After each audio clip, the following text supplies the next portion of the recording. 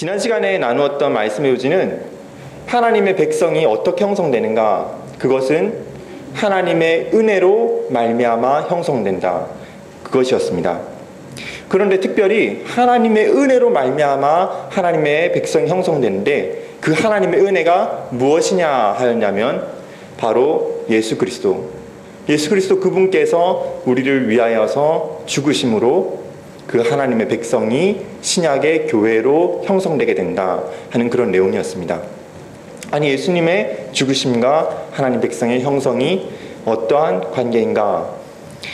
간단하게 말해서 하나님께서 원래 자기 백성을 선택하셔서 구원하시려고 아브라함부터 비롯하여서 구약의 이스라엘을 만드셨지만 그들이 하나님 백성 되는 그 약속의 자리에서 실패하여 버렸기 때문에 그 실패한 것을 대신하여 누군가는 그 자리를 바르게 지켜내야 했던 것입니다. 그리고 실패한 그 자리를 지켜내신 그분이 바로 예수 그리스도시고, 그렇기 때문에 이제 그 예수 그리스도를 믿는 모든 자들은 하나님의 참 백성으로서 교회로 형성되게 된다 하는 것이었습니다. 그런데 디도서 2장 11절에서 14절까지의 이 말씀은 이 하나님의 백성이 어떻게 하여서 형성되는가 하는 거기에만 초점이 있는 것이 아니라 오히려 그보다 더 초점을 두고 있는 부분이 있는데, 그것은 그 하나님의 백성이 어떠한 모습으로 살아가게 되는가 하는 그런 내용이었습니다. 오늘 본문을 한번 읽어보게 되면은 그 하나님의 은혜가 나타나 우리를 양육하시되, 여기서 이 하나님의 은혜는 두 가지로 설명이 됩니다. 첫 번째는 구원을 주시는 하나님의 은혜라는 것입니다. 이것이 바로 하나님의 백성이 형성되는 것과 연결이 됩니다. 두 번째는 이 하나님의 은혜가 또한 우리를 양육한다라고 이야기를 하고 있습니다. 그래야 해서 구원을 주시는 그 하나님의 은혜가 나타나 우리를 양육하시는데 어떠한 모습으로 살도록 양육을 하시냐면, 이어지는 내용에 경건하지 않은 것과 이 세상 정욕을 다 버리고, 첫 번째는 버리는 것이 나오고 두 번째는 신중함과 의로움과 경건함으로 이 세상에서 살고, 이거는 이제 우리가 적극적으로 어떠한 모습으로 살아가야 하는지를 보여주고, 세 번째는 다가올 미래의 일을 바라보면서 복스러운 소망과 우리의 크신 하나님 곧 구주 예수 그리스도의 영광이 나타나심을 기다리게 하셨다라고 하였습니다. 이것은 곧 우리를 구원하신 그 예수 그리스도께서 언젠가 이 땅에 재림을 약속하신 대로 오신 그 일을 우리가 오늘 하루하루를 살아가면서도 바라보면서 살아간다 하는 것입니다. 그러면서 이어지는 14절 말씀에서도 그 그리스도께서 우리를 깨끗하게 하사 선한 일을 열심히 하는 자기 백성이 되게 하려 하심이라 라고 하였습니다. 곧 하나님의 은혜도 우리로 하여금 이 땅 가운데서 경건함과 의로움 가운데 그리스도를 바라보면서 사는 삶을 살게 하고, 또 그 하나님의 은혜가 나타난 구체적인 모습인 예수 그리스도, 그분의 역사심 또한 우리로 하여금 이 땅을 살아가며 선한 일을 열심히 하는 그 백성이 되게 하려 한다 하는 것입니다. 우리가 이러한 내용들을 사실은 교회 다니면서 많이 들어봤을 수도 있습니다. 어쩌면 교회를 많이 다녀보지 않은 사람들 입장에서는 한편으로는 더 조금 당혹스러운 내용일 수도 있습니다. 아니, 사실 예전에 안 그랬는데 요 근래 제가 어렸을 때로부터 시작해서 지금까지 이르면서 이 교회에서 전해지는 말씀들이, 아니 예수님 믿으면 구원받고 끝이다, 혹은 예수님 믿으면 이 땅에서 잘 살고 복받는 그런 것이다, 이런 것으로 많이 얘기를 하다 보니까 도리어 예수님을 믿으면서 이 땅 가운데 어떠한 삶을, 정말 하나님을 향한 그 거룩한 열심을 가지고 사는 그 삶의 모습에 대해서는 많이 약화된 면들이 있습니다. 그래서 오늘날 한국교회도 여러모로 이 세상으로부터도 비난의 소리를 듣는 그런 현실에 와 있는데요. 하지만 우리가 어쨌든지 간에 우리가 이렇게 살아야 한다, 이렇게 거룩을 추구해야 된다, 또 하나님께서 우리에게 요구하시는 것들이 이러이러한 모습들이 있다, 이런 것도 우리가 듣게 되면은 사실 우리 마음 한편에 부담감이 들 수 있습니다. 어쩌면 그것은 연약한 우리의 인간으로서 또 우리의 부패한 그 죄된 본성을 따라서 우리가 사실 죄를 마음 한편으로 즐기고 있기 때문에 하나님이 말씀하시는 그 경건함을 쫓아가는 삶이 부담으로 다가오는 것입니다. 그리고 정말 이 세상의 즐거움을 여전히 쫓는 사람들의 입장에 있어서는 그 주님께서 우리에게 말씀하시는 그 거룩한 삶이라고 하는 것을 굉장히 금욕 생활로 생각을 하여서 그렇다면 나는 그리스도인이 되기는 글렀구나 그렇게 생각하는 사람이 있을지도 모르겠습니다. 그러나 그렇게 우리가 단정 짓기 전에 오늘 특별히 준비한 한 인물을 살펴보면서 정말 그리스도인으로서 삶의 모습을 나타내는 것과 또 신앙, 그 관계가 어떠한 것인지를 한번 생각해보고 성경이 말하는 참 그 선한 삶의 모습의 실체에 대하여서 생각해보도록 하겠습니다. 지난 시간에도 사실 얘기를 했던 인물인데요. 윌버포스라는 이 인물은 영국의 인물인데 노예 무역을 그리고 노예 제도를 폐지하는 법을 통과시키는데 가장 크게 공헌을 하였던 인물입니다. 미국에는 링컨이 있다면 영국에는 윌버포스가 있는 셈입니다. 그는 1759년생으로서 원래 믿는 가정에서 태어났습니다만 그는 진실한 신앙생활을 하였다기보다는 형식적인 신자로 처음엔 살았습니다. 21세 때부터 탁월한 언변의 능력이 있어서 정치계에 들어 하원 의원으로 시작을 하였고 부모님으로부터 물려받은 부와 또 상류사회 배경도 있었기에 앞으로 그의 삶이 큰 어려움 없이 그저 자기에게 주어진 일을 성실히 하면 적당히 누리고 살 수 있는 그런 여건들을 충분히 갖추고 있었습니다. 그러다가 25살쯤에 그가 참된 기독교 신자인 친구와 대화를 나누는 중에 그동안 자신의 그 신앙의 모습이 사실은 그리스도를 믿는 이 성경이 말하는 신앙의 모습이 아니라 단순히 머리로만 알고 형식적으로만 교회에 참석하는 그런 신앙의 모습인 것을 깨닫게 되고 그로부터 그 신앙의 씨름이 있은 이후에 진짜로 예수님을 믿는 하나님의 백성으로 거듭나게 되었습니다. 그러면서 그가 자신이 정치계에 보냄을 받은 또 그러한 달란트를 받은 그 목적을 확신하게 되었는데 예수님을 정말로 믿은 1년 뒤쯤에 그의 일기에는 그의 일기에서 우리는 이러한 글을 발견하게 됩니다. 전능하신 하나님은 내 앞에 노예 무역의 금지와 영국 풍속의 개혁이라는 두 가지 큰 목표를 주셨다. 전능하신 하나님은 내 앞에 노예 무역의 금지 그리고 영국의 풍속의 개혁이라는 두 가지 큰 목표를 주셨다. 당시가 1700년대 후반으로부터 윌버포스가 살던 때는 1800년대 초중반까지인데 지금으로부터 한참 오래전인데도 불구하고 그 당시 영국 사회는 오늘날 우리가 이 세상이 세속화되었다, 타락하였다라고 하는 것과 마찬가지로 그 나름 상황에서 어떤 세속화와 타락의 모습들을 가지고 있었던 것이었습니다. 특별히 윌버포스는 그 가운데서도 노예 무역과 노예 제도를 굉장히 중요한 문제로 생각하였습니다. 그런데 그가 정치계에서 이 노예 제도를 폐지하기 위하여서 싸운 그 시간이 1, 2년 혹은 10년, 20년이 아니라 도합 46년간을 싸우게 됩니다. 처음에는 그 씨름은 말도 안 되는 씨름이었습니다. 그것은 영국 한 나라만의 제도가 아니라 이미 유럽과 또 미국 지역에 일상화된 모습들이었고 삶의 모습들이었고 그것으로 인해 노예 무역이라든지 노예 제도로 인해서 얻을 수 있는 많은 유익들을 국가적으로 누리고 있는 상황이었습니다.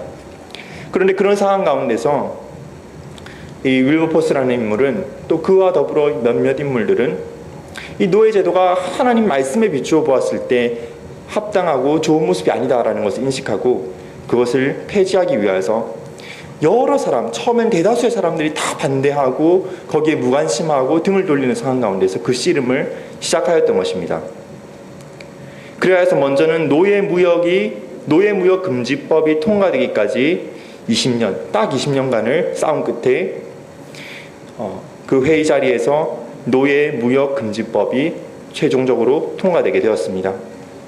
그 20년이 되던 때에 그 전 해까지 항상 반대표가 많았는데 그 해에는 극적으로 찬성표가 283표요, 반대표가 16표로서 압도적으로 노예무역금지법은 통과되었습니다. 그러면서 그 당시에 그 회의장의 전경을 묘사하기를 회의장 여기저기에서 찬성이라는 외침이 연달아 들려왔고 사람들은 기립박수를 쳤다라고 하였습니다. 그러나 윌버포스는 노예 무역을 폐지하는 데 그친 것이 아니라 이 국가적으로 아직도 여전히 유지하고 있는 노예 제도 그 자체까지도 상대해야 할 목적으로 삼았습니다. 그리하여 그 이후로 26년 동안 노예제 금지법, 노예 제도 그 자체를 금지하는 법을 통과시키기 위하여 또다시 어려운 씨름을 하였습니다. 그리하여 그가 눈을 감기 사흘 전 투표에서 노예제 금지법이 통과되었고 그가 눈을 감는 그날에는 노예 해방령이 통과되게 되었습니다. 그래서 그 이후로 지금까지 영국에는 노예제가 더 이상 있지 않게 된 것입니다. 이것은 우리가 제법 오래전 영화로도 나온 어메이징 그레이스라는 영화에서도 묘사하고 있는 윌버포스의 간단한 생애였습니다. 그런데 이처럼 그리스도인으로서 한 사람의 진실한 그리스도인으로서 이처럼 타고난 사람 누구라도 우러러볼 만한 그런 삶을 살아낸 그에게도 그 시대를 살아가는 그리스도인으로서 한 가지 심각한 고민이 있었는데 그것이 무엇이냐면 명목상 그리스도인과 진실한 그리스도인 여기에 대한 고민이었습니다. 오늘날 한국교회도 이 문제로 인하여서 비슷하게 고민하고 씨름을 하고 있는 것으로 알고 있습니다. 그러나 그 당시에도 명목상 교회만 출석하고 하는 그리스도인과 정말 진실하게 주님을 의지하는 그리스도인이 어떤 차이가 있는 것인가 하는 것에 대한 이런 고민들이 있었던 것을 보게 됩니다. 여기에 대해서 윌버포스라는 이 사람은 설명하기를 명목상 그리스도인은 단순히 도덕성만을 추구하는 사람들이다 라고 설명을 합니다. 그에 반해서 진실한 그리스도인은 구원의 은혜와 속죄의 능력으로부터 거룩을 이루어가는 사람들이다 라고 하였습니다. 어떻게 보면 겉으로 드러나기는 비슷한 모양일 수 있습니다. 똑같이 성경에는 이러이러한 사람이 이러이러한 삶을 사는 것이 맞다라고 하는 이야기들이 있으니까 겉으로 보기에는 교회에 출석도 하고 또 말씀도 보기도 하고 또 삶을 살아가면서 나름 사람들로부터 좋지 않은 평판은 듣지 않는 그러한 삶을 다들 살아갑니다. 크게 나쁜 짓은 피하고 어쩔 수 없이 작은 조그마한 잘못들은 그냥 눈 감고 넘어가기도 하고 합니다. 그러면서 할 수 있는 대로 기부 활동도 어느 정도 할 수 있고 세상에서 인정받는 그런 모습들을 나타내기도 합니다. 그러나 겉으로 보기에 그렇게 선한 삶을 추구하는 자들이라고 해서 다 똑같은 그리스도인이요, 다 똑같은 진실한 삶의 열매인 것이 아니라 그 겉으로 보이는 모습 이면에 그 중심에 무엇이 있느냐, 무엇으로부터 그러한 선한 삶이 나타나느냐 하는 것을 굉장히 중요하게 파악하고자 하였던 것입니다.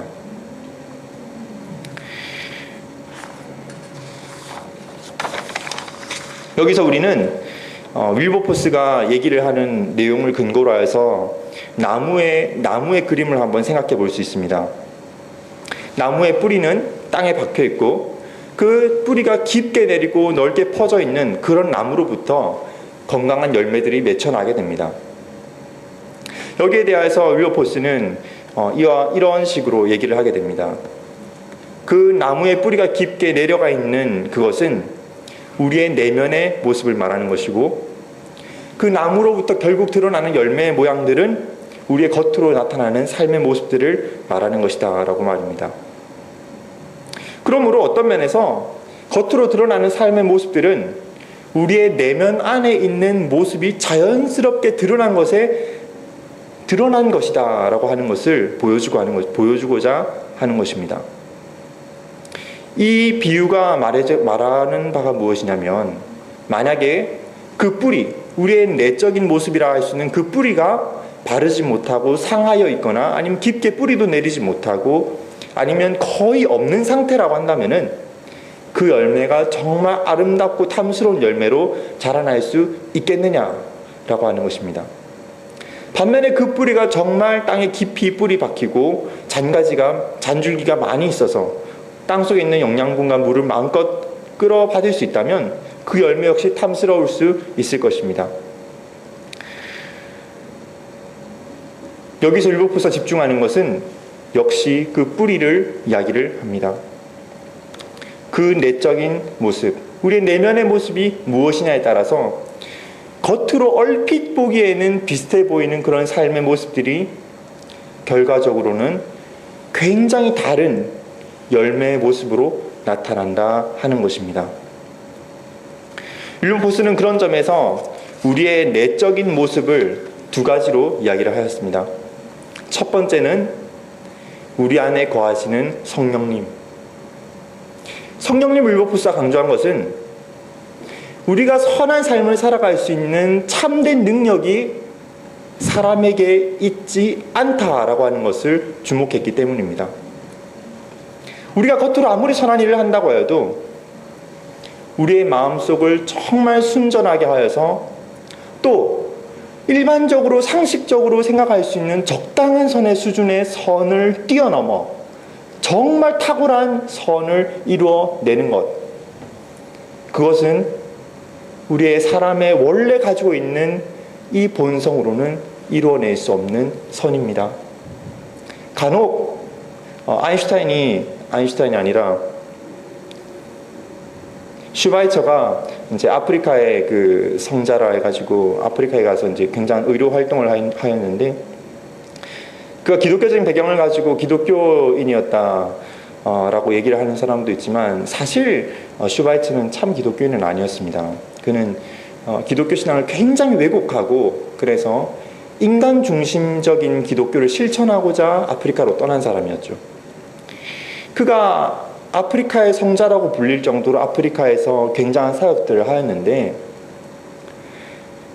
그러나 그가 그런 사역들을 하였던 정말 중심의 의도가 무엇이었는가? 사람은 결국 나타난 겉모습만을 보지만 하나님께서는 그 사람의 가장 깊은 중심까지도 헤아리시기에 우리는 성경 말씀이 증거하는 바 우리 힘으로는 하나님께서 요구하시는 그 온전한 선의 기준에 결코 도달할 수 없는 죄인들이라 하는 것을 결국은 시인할 수밖에 없게 됩니다. 그러나 우리 심령 가운데 우리의 능력으로서 온전한 선을 행할 수 없다 할지라도 그리스도를 믿고 하나님의 백성이 된 그들에게는 하나님께서 위로부터 신령한 은사를 허락하심으로, 그 허락하신 은사가 무엇입니까? 주님께서 말씀하신 대로 가장 좋은 선물, 곧 성령님을 우리에게 허락하심으로 우리가 성령의 능력과 성령의 인도하심을 받아 이 땅 가운데서 우리 자신을 그리스도께 쳐서 복종시키는 그 삶을 배워가게 되고, 그로 말미암아 우리의 하루하루의 삶 가운데서 하나님께서 정말 기뻐하시는 열매들을 조금씩 맺어가게 된다 하는 것입니다. 하나님께서는 역사 가운데 그 가장 대표적인 인물 중에 한 사람으로서 우리의 윌버포스라는 인물을 이와 같이 보여주었지만, 그것은 윌버포스라고 하는 이렇게 굉장히 탁월하게 드러난 한 사람만을 가리키는 것이 아니라 정말 그리스도를 알고 신앙을 가지고 정말 그 안에 성령님을 인식하고 그분의 뜻을 쫓아 살아가려고 하는 모든 하나님의 백성들의 삶 가운데 이루어지는 그 참된 성령님을 쫓아가는 삶의 모습을 말하는 것입니다. 이와 같이 율법서는 첫 번째로 우리 안에 거하시는 성령님에 대해서 굉장히 강조를 하였고, 왜냐하면 그분이야말로 능력의 근원이 되심으로. 또 두 번째로 우리 안에 자발적으로 그리스도를 사랑하는 그 사랑의 마음을 또한 강조하였습니다. 오늘날에도 한편으로는 음악이라든지 또 다른 여러 장치들로 인하여서 굉장히 감정적인 신앙이 굉장히 고양되었다가 보니까 또 다른 한편에서는 감정적이기만 한 신앙에 대하여서 매우 비판하는 그런 발언들이 있었습니다. 그러나 윌버포스는 강조하기를 단순히 감정적인 단순히 감정적이기만 한 것, 그거는 잘못된 것일 수 있죠. 항상 우린 균형을 이루어야 하는데, 하지만 감정적인 것 그 자체는 결코 잘못된 것이 아니다. 하나님께서는 우리의 마음을 다하여 하나님을 기뻐하고 그리스도를 사랑하는 것, 그 뜨거운 중심을 정말 기쁘게 여기시고 그것을 합당하게 여기신다. 그러므로 윌버포스는 또한 우리의 마음 중심으로 그리스도를 사랑하는 그것을, 그 뜨거운 마음을 또한 강조하였습니다. 사실 이것은 앞에서 말한 우리 안에 거하시는 성령님과 그리스도를 사랑하는 그 마음은 따로 떨어지는 것이 아니라 우리 안에 성령님이 참으로 거하시기 때문에 그 성령님의 역사로 말미암아 우리 안에 그리스도를 그 향한 사랑은 때로는 식어지는 것 같을지라도 끊임없이 다시 소생되고, 그래서 그 사랑을 계속해서 고백하게 되는 일들이 일어나게 되는 것입니다.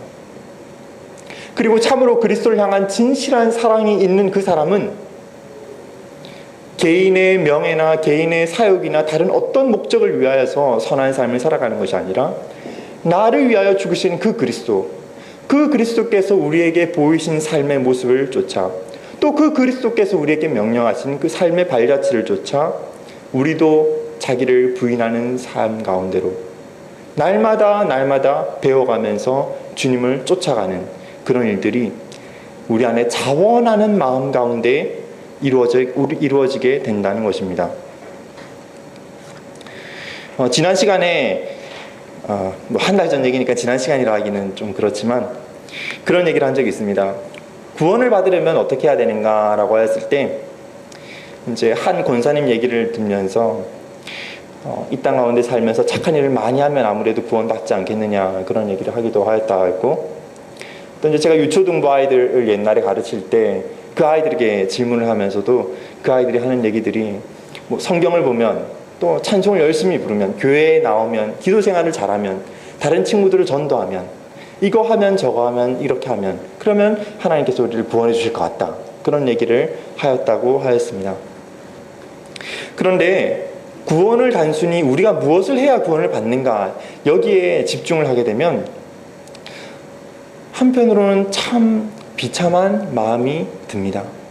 그것은 하나님은 마치 앵벌이 아이들을 데리고 앵벌이를 시키는 그런 왕초와 유사한 것이 아닌가.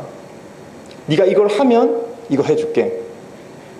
네가 오늘 일당 얼마를 벌어오면 그럼 오늘 저녁 밥 있어 하는 식으로 말이죠. 그러나 성경은 어떠한 하나님을 우리에게 가르쳐주고 있습니까? 그러한 조폭두목 같은 하나님이 아니라 정말 아버지, 그 아버지인데 우리에게 있어서 왜곡된 이미지인 그런 상처를 주는 아버지가 아니라 정말 자비하시고 또 공의로우시며 또 자녀를 향한 그 뜨거운 사랑이 있으신 그런 하나님 아버지를 우리에게 성경은 보여주고 있지 않습니까?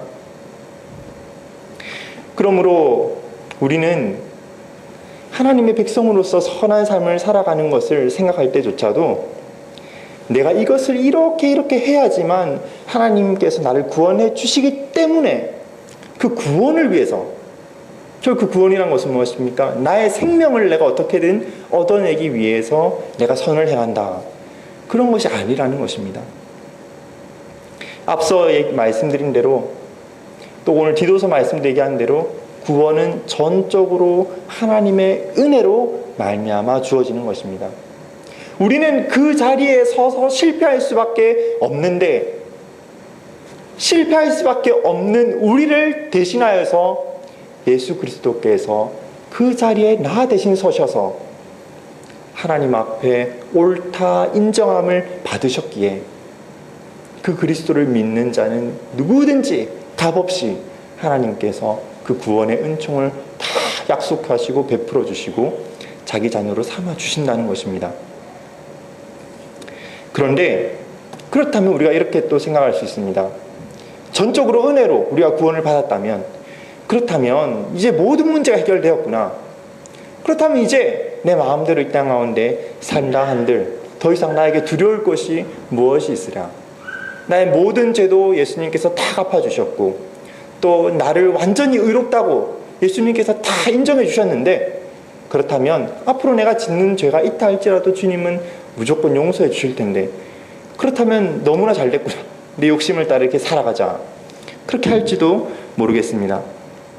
그러나 거기에 대하여서 우리는 한 가지만 알고 두 번째는 모르는 것이 있는데, 그리스도를 믿는다라고 하는 것은 그리스도를 믿음으로부터 말미암는 아까 말씀드린 그 성령의 능력, 또 그리스도를 향한 순전한 사랑의 힘, 그런 것들이 있기에 우리의 마음 자세가 바뀌는 일들이 우리 안에 있어 더 이상 예전에 헛되고 악한 일들을 쫓아 사는 삶을 계속하여 지속해 갈 수 없고, 그 마음 중심에 주님을 의지하는 마음과 주님을 사랑하는 마음이 있어 결국 주님의 기뻐하시는 일들을 쫓아가게 된다는 것입니다. 여기에 대해서 로마서 8장 말씀을 함께 보도록 하겠습니다. 제가 읽어드리겠습니다.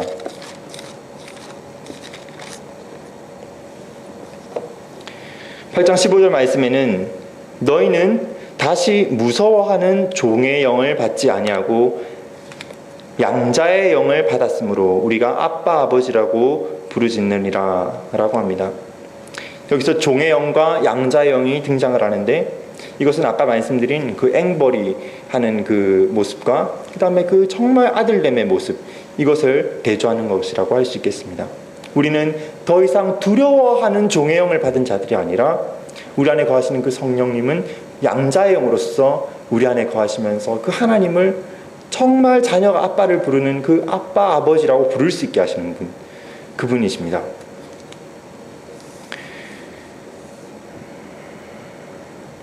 그러므로 우리 안에 성령님이 거하시는 자들은, 그러므로 성령님이 거하시는 그 자들은 하나님의 참 아들이기 때문에 동시에 그 아들은 아버지의 기뻐하시는 뜻에 관심이 있게 됩니다.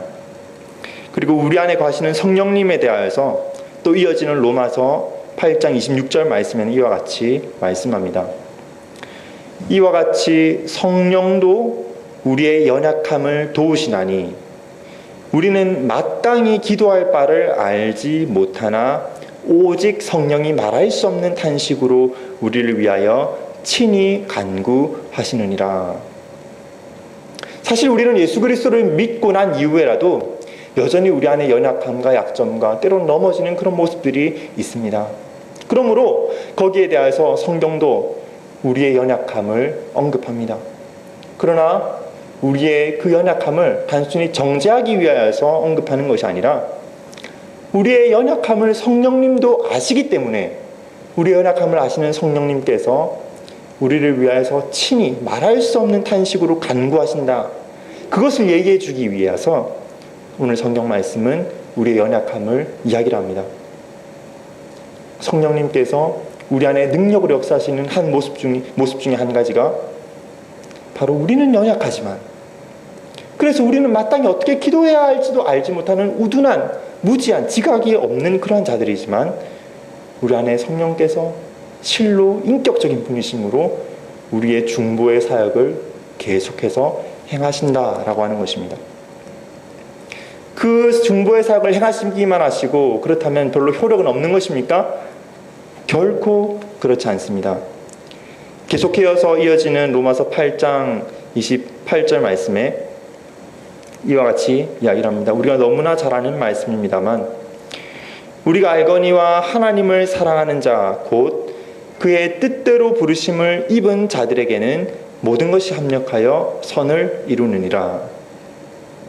우리는 어떻게 해서 모든 것이 합력하여 선을 이룬다고 확신해야 되느냐? 그것은 그 앞에 나오는 내용에서 발견해야 합니다. 그것은 곧 우리는 연약하여 할 수 없으나 끊임없이 우리를 위하여 간구하시는 성령께서 우리 안에 거하시기 때문에, 그리고 그분의 기도가 참으로 효력 있는 기도이기에 우리를 향한 그 하나님의 뜻은 모든 상황 가운데서 결국 이루어져 가게 된다라고 하는 것입니다. 이때 우리는 종종 그런 생각을 하게 되는 것 같습니다. 이 때로는 안 되고 넘어지고 때로는 실패하고 학생들 같은 경우에는 오늘 시험에 완전 망치기도 하고 하는 그런 상황 가운데서 어떻게 이 모든 것들이 선을 이루어 간다고 할 수 있겠습니까? 어쨌든 나는 당장의 눈에 보이는 결과로서 이런 실패와 어려움과 좌절을 경험하고 있는데, 그래서 혹자는 인생에서 실패하였지만 그 실패를 딛고 다시 성공하게 된 그 인생 성공담을 이 말씀에서 생각해 보기도 합니다. 그러나 성경 말씀은 우리 인생의 성공담을 가리켜서 합력하여 선을 이루는 것이다 라고 얘기를 하는 것이 아닙니다. 이어지는 29절 말씀을 계속해서 보게 되면 하나님이 미리 아신 자들을 또한 그 아들의 형상을 본받게 하기 위하여 미리 정하셨으니, 이것이 하나님의 백성을 향한 하나님의 가장 궁극적이고도 아름다운 뜻이라고 할 수 있습니다. 하나님의 미리 아심, 그거는 태초 전부터 우리를 사랑하신 그 영원한 사랑을 얘기하는 것인데, 우리를 사랑하시는 그 하나님께서 우리를 향한 뜻이 있는데 그것이 무엇이냐면 바로 그 아들의 형상, 곧 가장 온전하시고 참 하나님의 형상을 완전히 나타내신 그 예수 그리스도, 그 형상을 본받게 하기 위한 것이라 라고 하는 것입니다. 그러므로 우리가 28절 말씀 가운데서 모든 것이 합력하여, 우리에게 주어진 모든 일들 가운데서 결국 모든 것이 합력하여 선을 이룬다라고 할 때는 그 선을 이루어가는 것이, 우리는 연약하여서 때로는 하나님의 뜻을 잘 깨닫지도 못하고 하나님의 뜻 가운데 온전히 순종하지도 못하는 것 같지만 우리 안에 거하신 성령님께서 그러한 일들을 행하시기 때문에 결국 우리를 향한 참 하나님의 뜻, 우리를 그 그리스도의 형상을 본받아 참 하나님의 자녀답게 하시는 그 일을 우리 가운데 성취해 가신다. 이것을 우리가 말씀 가운데 확인하고 큰 위로를 받게 되는 것입니다. 이 일이 우리 가운데 실패하지 않고 참 하나님의 백성 가운데 이루어져 가는 것을 우리는 소망 가운데 바라봐야 할 것입니다. 앞서 윌버포스를 언급했기 때문에 윌버포스의 한 가지 별명을 말씀드리고자 하는데, 윌버포스의 별명 중에 한 가지는 기쁨의 사람이라고 하는 별명이 있습니다. 그는 원래 천성적으로 유쾌함을 가졌는지는 모르겠지만 굉장한 시련과 심지어는 생명의 위협까지 받는 그런 어려운 상황들 속에서 결코 좌절하거나 낙담해서 넘어져 버리는데 그치는 것이 아니라 끊임없이 웃음과 유쾌함과 즐거움, 때로는 유머 감각들을 발휘하면서 그 자신의 삶을 살아갔다고 합니다. 그런데 여기에 대하여서 윌버포스 그 자신은 자기에게 있는 그 기쁨이 단순히 세상 사람들이 즐기는 그런 잠깐의 즐거움으로부터 오는 기쁨인 것이 아니라 영원한 기쁨에 근거한 기쁨이요, 그렇기 때문에 영원히 잃어버릴 수 없는 기쁨인 것을 얘기합니다. 곧 예수 그리스도로 말미암아 주어지는 기쁨이요, 성령께서 그 안에 함께 하심으로 말미암아 주어지는 기쁨이요, 하나님의 약속이 성취될 것을 바라봄으로 말미암는 기쁨인 것입니다.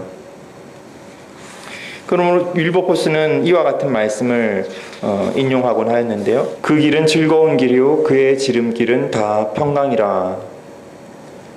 그 길은 즐거운 길이요 그의 지름길은 다 평강이라. 여기서 이 표현을 가리켜서 잠언 자체에서는 그 길이 무엇이며 그 지름길이 무엇인지를 정확하게 언급하고 있지는 않지만 윌버포스는 그 구절 자체를 인용을 하면서 그리스도를 따르는 그 길은 즐거움이요 그 첩경은 다 기쁨이라, 이런 식으로 자기 삶 가운데서 고백을 하였습니다.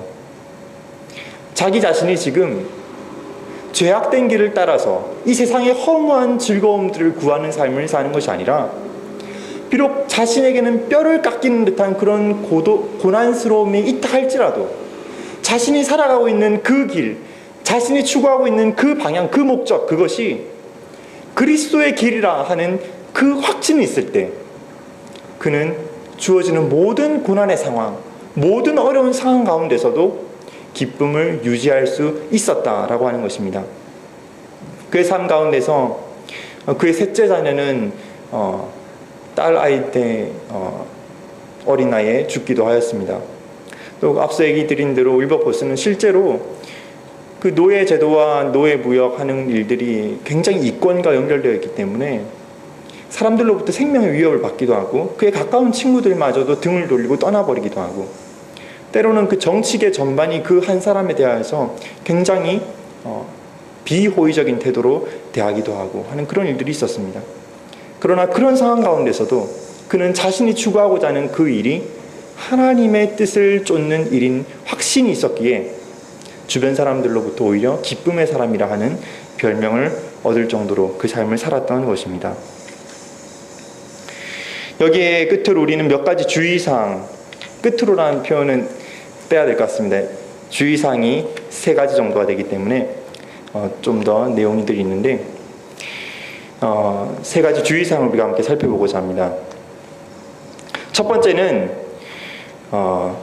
우리가 앞서 디도서 말씀 가운데서 우리가 어떠한 삶을 살아야 한다라고 하는 그 내용들에 대하여서 그렇다면 우리가 이러한 삶을 살아야 되고 그렇게 살지 못하는 사람들은 그럼 잘못된 것이므로 그들에 대해서 정죄와 비난의 태도를 갖게 되는 것, 그러한 것에 대하여 첫 번째 우리는 주의를 기울여야 합니다.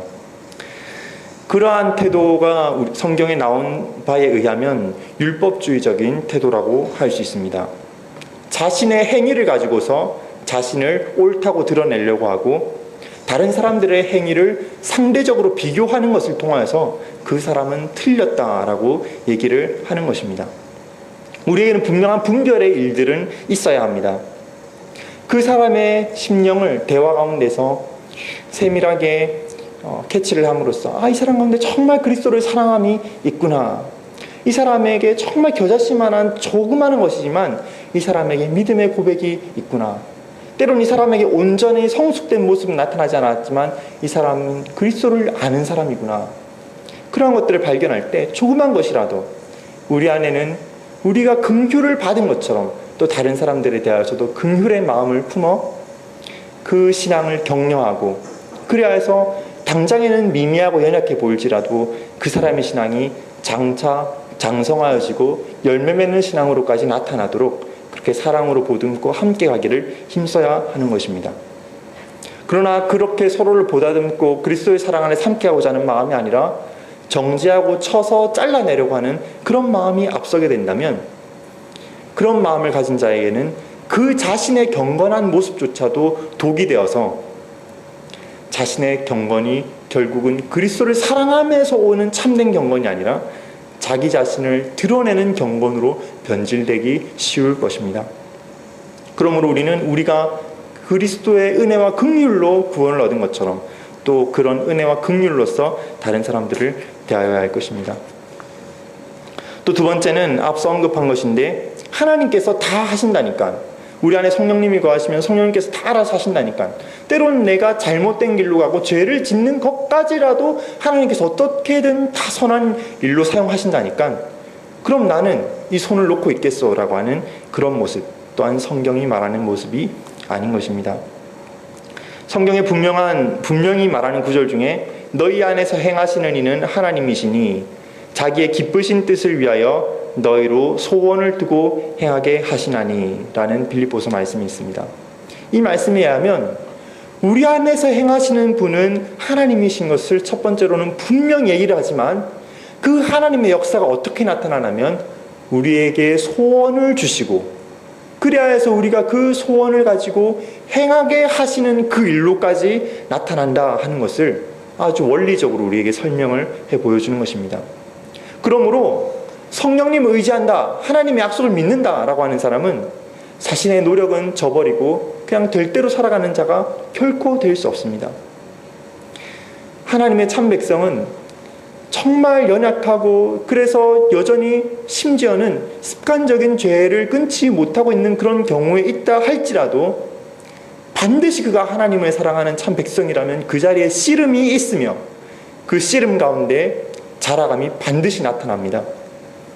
그래서 짧은 시간을 두고 보면 때로는 승리하는 것 같기도 하고 때로는 실패하는 것 같기도 하고 낙담하는 것 같기도 하지만 긴 시간을 두고 보면은 그 하나님의 백성은 장기적으로 자라가는 모습을 보게 됩니다.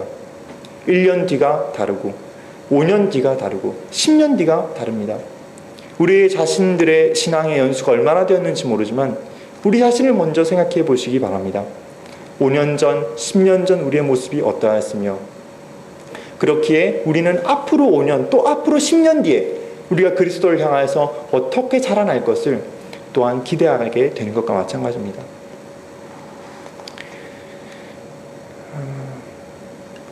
세 번째는 일종의 경고인데 우리가 구약 성경 말씀을 전체적으로 보게 되면은 복에 대한 말씀과 저주에 대한 말씀 가운데서 복에 대한 말씀이 많겠습니까? 아니면 저주에 대한 말씀이 많겠습니까?